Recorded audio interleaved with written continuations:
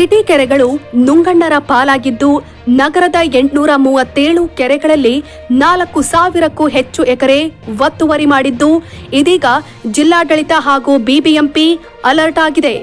ಒತ್ತುವರಿಯಾದ ಕೆರೆ ಜಾಗವನ್ನ ತೆರವು ಮಾಡಲು ಮುಂದಾಗಿದೆ.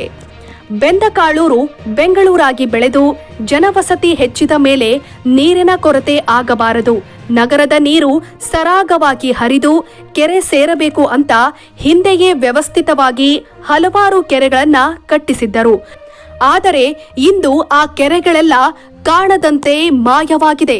ಇದೀಗ ಜಿಲ್ಲಾಡಳಿತ ನಡೆಸಿದ ಸರ್ವೆಯಲ್ಲಿ 4,554 ಎಕರೆ ಜಾಗವನ್ನ ಒತ್ತುವರಿ ಮಾಡಿಕೊಂಡಿದ್ದು ಕಂಡು ಬಂದಿದೆ. ಹೌದು, ಬೆಂಗಳೂರು ಜಿಲ್ಲಾಡಳಿತ ನಡೆಸಿದ ಸರ್ವೆಯಲ್ಲಿ 837 ಕೆರೆಯಲ್ಲಿ 4,554 ಎಕರೆ ಒತ್ತುವರಿ ಕಂಡು ಬಂದಿದೆ.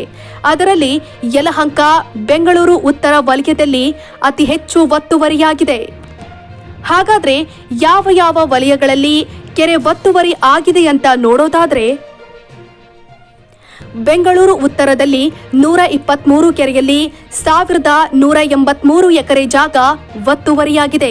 ಬೆಂಗಳೂರು ದಕ್ಷಿಣ ವಲಯದಲ್ಲಿ 179 ಕೆರೆಯಲ್ಲಿ 825 ಎಕರೆ ಜಾಗ ಒತ್ತುವರಿಯಾಗಿದೆ.